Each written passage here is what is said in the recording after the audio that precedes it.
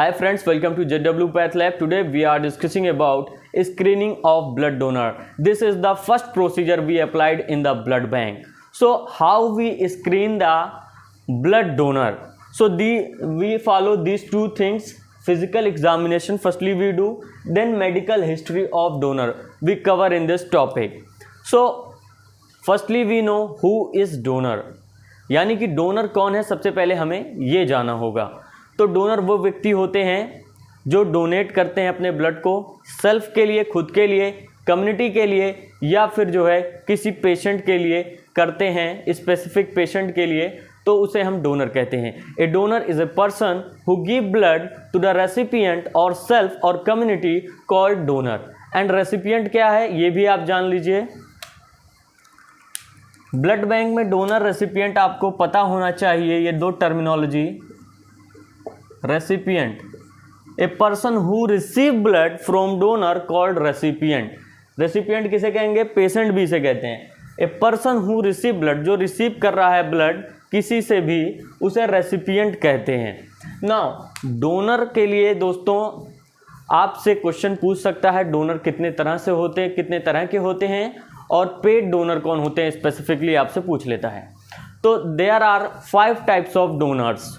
Firstly voluntary donor, second replacement donor, voluntary donor, replacement donor, third autologous donor, and fourth apheresis donor, apheresis donor, then 5 professional donor. These are the 5 donors types. Now voluntary donors, who is voluntary donors? Voluntary donors are the donors who give blood to the community. यानी कि voluntary donors वो donors होते हैं जो किसी समुदाय के लिए ब्लड देते हैं, यानी अपने लिए भी नहीं देंगे, ना ही अपने रिश्तेदारों के लिए, वो समाज के लिए ब्लड देते हैं। इसीलिए इन्हें वॉलंटरी डोनर कहा जाता है और इन्हें गुड डोनर भी कहा जाता है। इन्हें क्या कहेंगे? Good donor. भाई समाज की भलाई कर रहा है तो इसे गुड डोनर कहेंगे। अब आपको फैक्ट पता है कि नहीं? ब्लड डोनेशन का फैक्ट जान लीजिए। पहला फैक्ट है, every 3 second someone need blood for transfusion. यानी हर 3 सेकेंड पे किसी ना किसी एक व्यक्ति को ब्लड डोनेशन की जरूरत पड़ती है। दूसरी चीज, ब्लड जो है एक ब्लड डोनेशन से, अगर हम 1 ब्लड डोनेशन कर रहे हैं, ठीक है, 1 ब्लड डोनेशन से 3 लाइफ बच सकती है। 3 लाइफ, ठीक है। 1 ब्लड डोनेशन सेव 3 लाइफ्स। कैसे? पीआरबीसी एक ब्लड से जो है कंपोनेंट बनता है, पीआरबीसी, प्लाज्मा, प्लेटलेट्स, तो 3 जो है जिंदगियां बच सकती हैं केवल एक ब्लड डोनेशन से। इतना इसका महत्व है। इसीलिए ब्लड को गिफ्ट ऑफ लाइफ भी कहा जाता है। क्या कहते हैं? Gift of life. तो कभी सवाल पूछ भी लेता है कॉम्पिटिटिव एग्जाम में, वाई ब्लड से गिफ्ट ऑफ लाइफ, तो आप बताएंगे क्योंकि हर 3 सेकंड पे किसी न किसी एक व्यक्ति को ब्लड डोनेशन की जरूरत पड़ती है। एक डोनेशन से हम 3 लाइफ बचा सकते हैं, इसीलिए ब्लड को गिफ्ट ऑफ लाइफ कहा जाता है। और ये भी याद रखिएगा, एवरी ईयर, हर साल 85.6 million people need blood transfusion.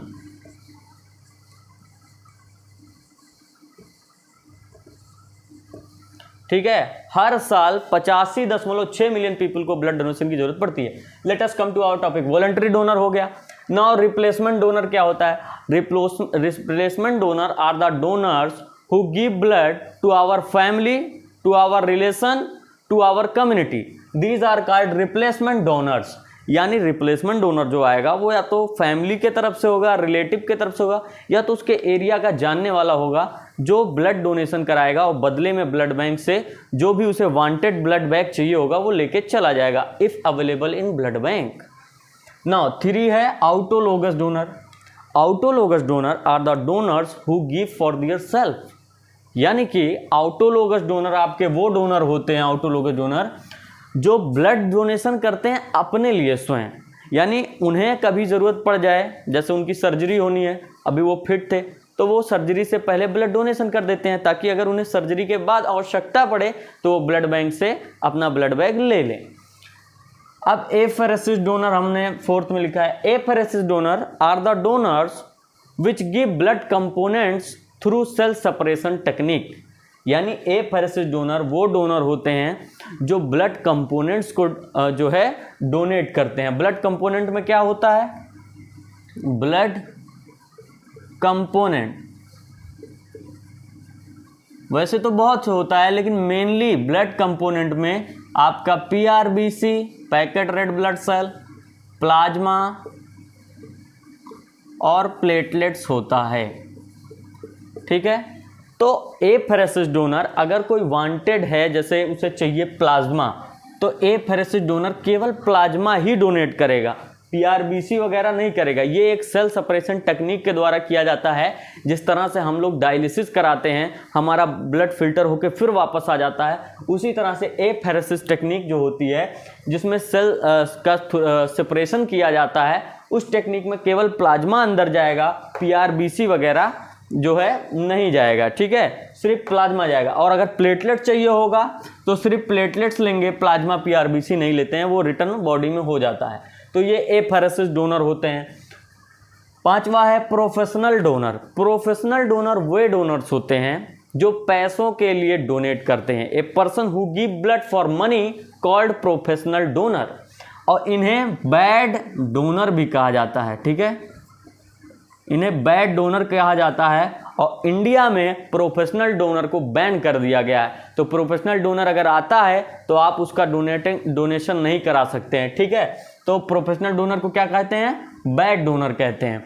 अब ये हमने जान लिया। अब हम जानेंगे, डोनर जान लिया अभी तक, रेसिपिएंट क्या होता है ये जाना, डोनर्स के टाइप जाना, कुछ फैक्ट बताया मैंने वो हम लोग जान लिए हैं। अब हम जानेंगे कि जब डोनर आया तो हमें प्रोसीजर क्या अप्लाई करना है। Suppose that when a donor come to your blood bank, then what you do? Let us I explain you.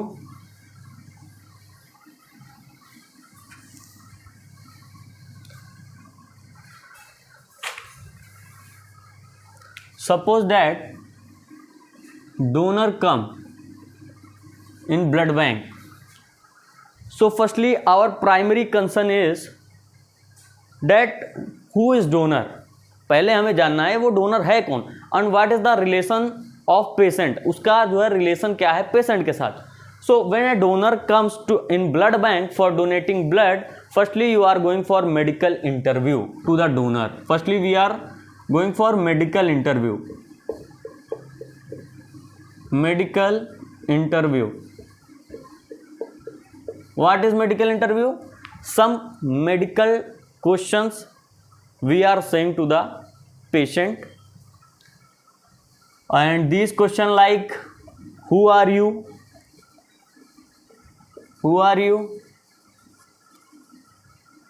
and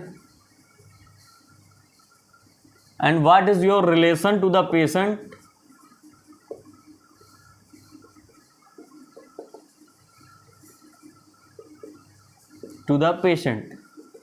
तो जब डोनर आपके पास आएगा तो आपको पहले मेडिकल इंटरव्यू लेना है कि वो है कौन और किसको डोनेट कर रहा है, पेशेंट से उसका क्या रिश्ता है। दूसरी चीज़ आप उससे पूछेंगे, are you in good health, are you in good health. ये बहुत ही इम्पॉर्टेंट चीज़ है तो बहुत आसान, पर ये पूछना बहुत ज़रूरी है। Are you in good health, इसको पूछने का ये होता है कि कई बार ऐसा होता है जो डोनर आता है वो हेल्थ उसका सही भी नहीं होता है और वो जो है आपसे बताता नहीं है, छुपा लेता है। उसका अगर जो है कोई बीमारी भी है तो बताता नहीं है, छुपा लेता है। तो अपना काम है पूछना, ठीक है, उसके बाद उसका स्क्रीनिंग करना। तो are you in good health. उसके बाद तीसरा, व्हेन यू लास्ट ईट, आपने जो है लास्ट कब ईट किया, ठीक है।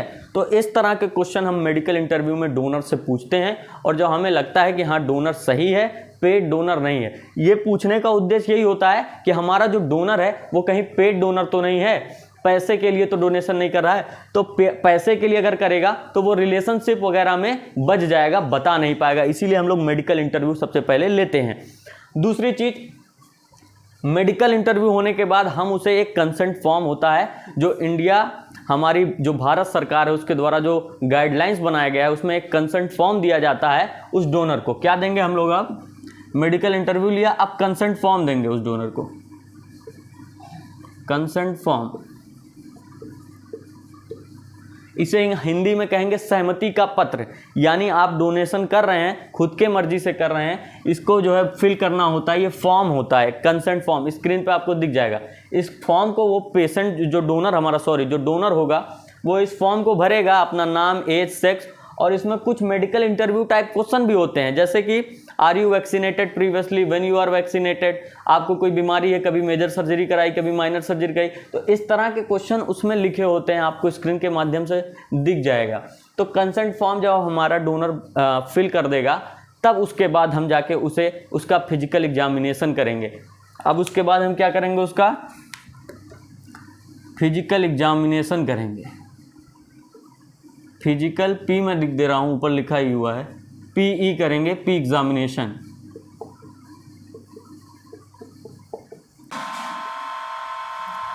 Donor selection criteria,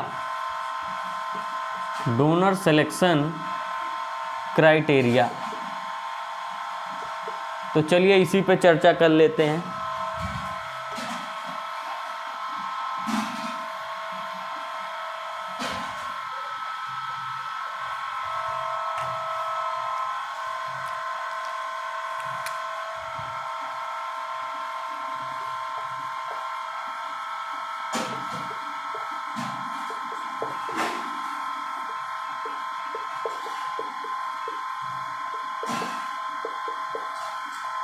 donor selection criteria हमारा टॉपिक है अब, यानी डोनर का सिलेक्शन करने के लिए क्या क्राइटेरिया बनाया गया है, क्या चीज़ें हमें देखनी है। तो देखिए दोस्तों, भारत सरकार के द्वारा कुछ गाइडलाइंस है जो हमें ब्लड बैंक में फॉलो करना होता है, और डोनर के अंदर ये सब पैरामीटर्स देखने होते हैं कि वो पैरामीटर्स के नॉर्मल रेंज में हमारा डोनर है या नहीं। तो आइए जानते हैं डोनर सिलेक्शन के लिए क्या क्राइटेरिया बनाया गया है। So there are following criteria are made for donor selection. Firstly, and this donor selection criteria also say physical examination. Okay, also say your physical examination to the donor.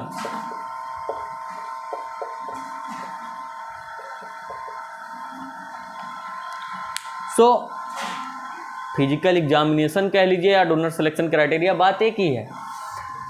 पहले हम check करते हैं donor selection criteria में age, दूसरा second weight, HB levels,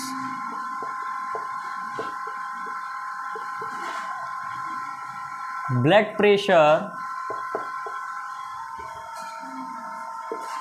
pulse rate, okay तो ये things है, और टेम्परेचर, 6 टेम्परेचर,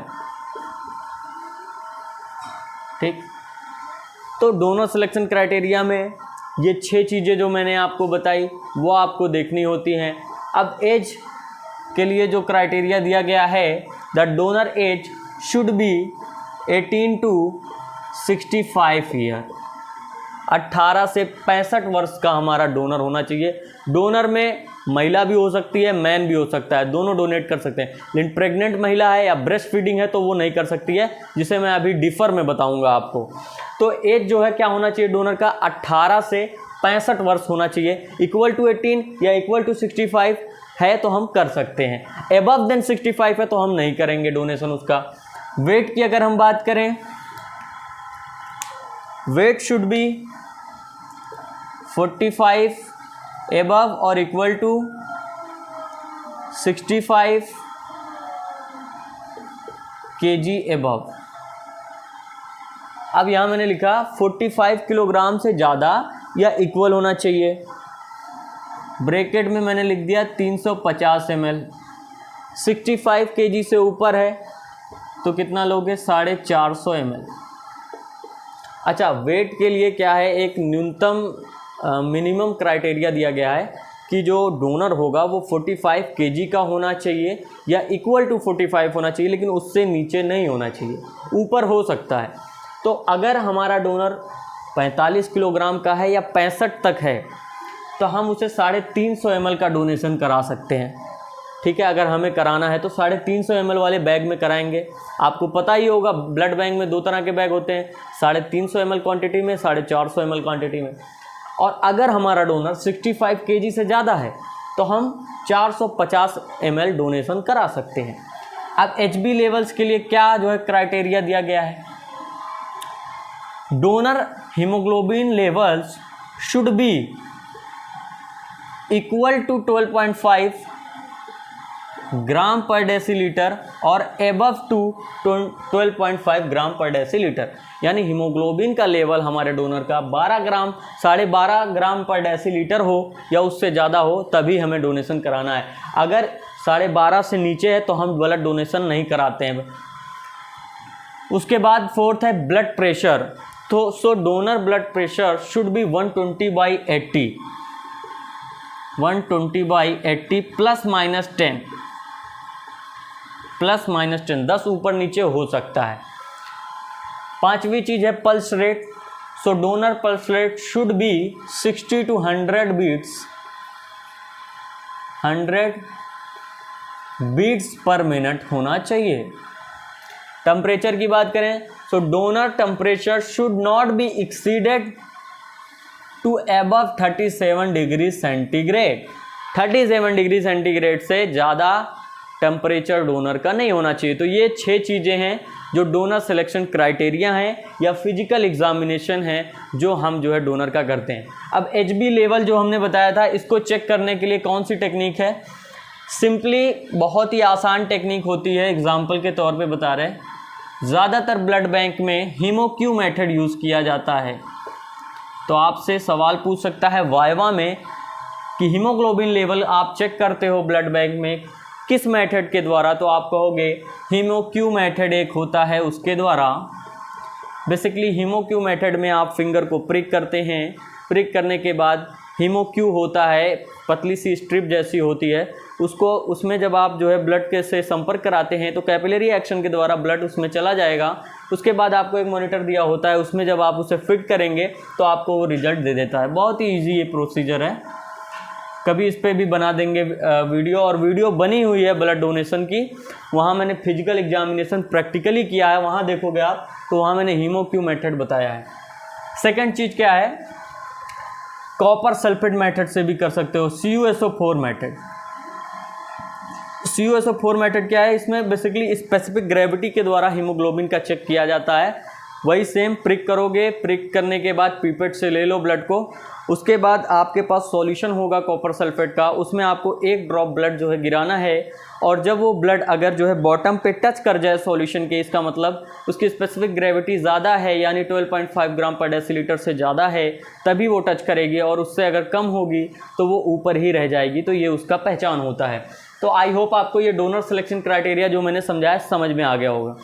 अब मान लीजिए ये जो क्राइटेरिया बनाया गया है इसमें डोनर नहीं आता है, फिट नहीं हो पा रहा है, यानी एज उसका 17 ही साल है, तब हम कह देंगे डिफ़र। परमानेंटली नहीं डिफ़र है, 1 साल के लिए डिफ़र होगा। क्यों? जब वो 18 का होगा तो वो डोनेशन आके करा सकता है। वेट की बात करें 45 से कम है तो वो डिफ़र, 44 साल है तो 44 kg है तो डिफ़र, जब 45 होगा तभी, तो वो टेम्परेरी डिफ़र है। हीमोग्लोबिन का लेवल भी ऐसे ही है, तो डिफ़र एक होता है ब्लड बैंक में, यानी हमारा डोनर फिट नहीं, हमने डिफ़र कर दिया। तो अब हम डिफ़र पे भी जान लेते हैं, डिफ़र क्या होता है, कितने तरह का होता है।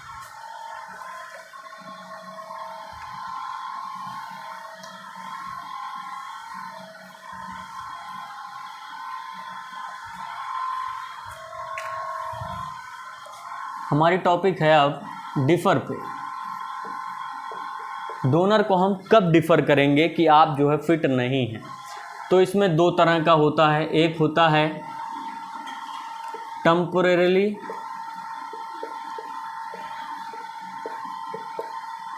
टेम्पोरेरी और एक होता है permanent.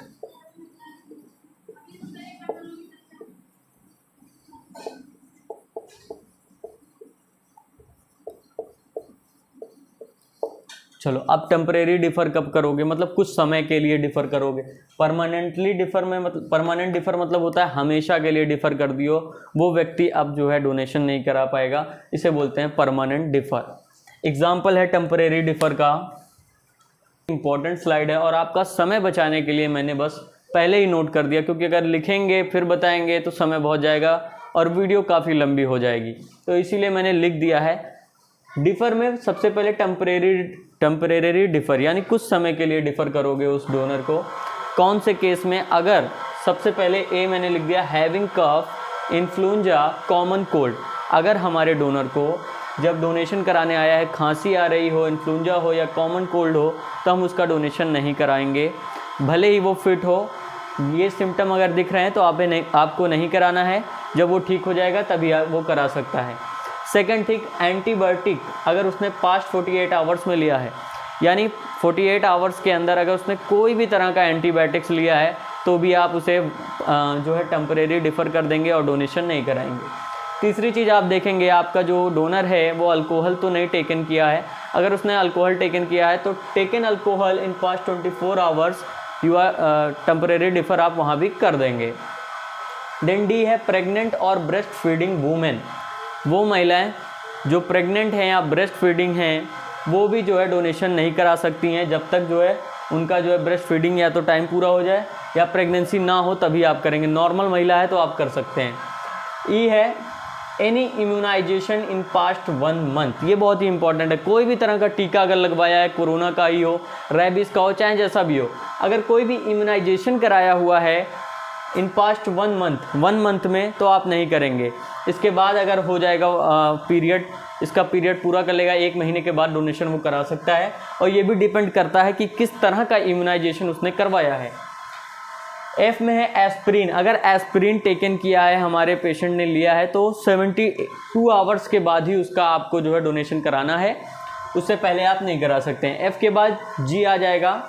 If your donor donate blood in past 3 month. अगर उसने जो है पहले 3 महीने में डोनेट करा लिया है, फिर वो दोबारा अगर चाहे तो नहीं करा सकता है। 3 महीने का अंतराल उसे पूरा करना होगा। आफ्टर 3 मंथ्स वो डोनेशन करा सकता है। और ये काफ़ी इम्पॉर्टेंट चीज़ है, डोनेशन इंटरवल कभी कभी वाइवा में पूछ लिया जाता है कि डोनेशन इंटरवल कितना होना चाहिए, तो आप बोलेंगे 3 मंथ का होना चाहिए।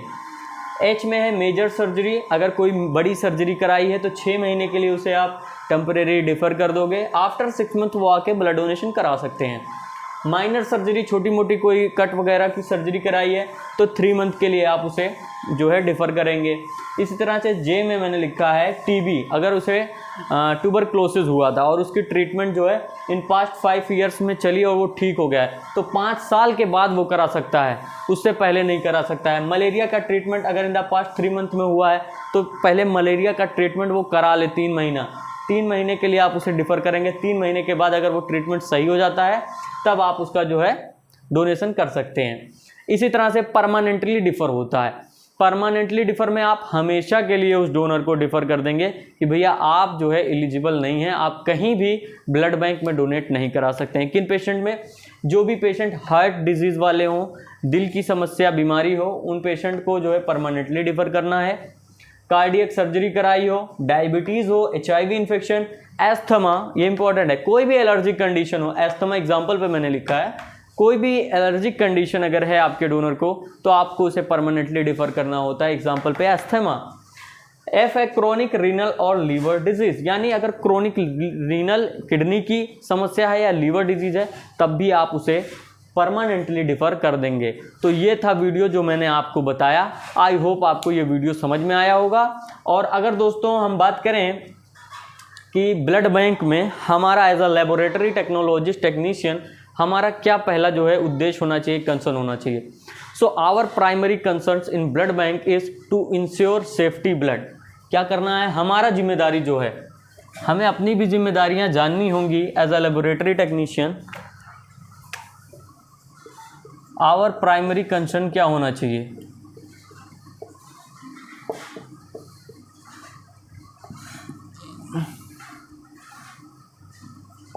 To ensure safety blood.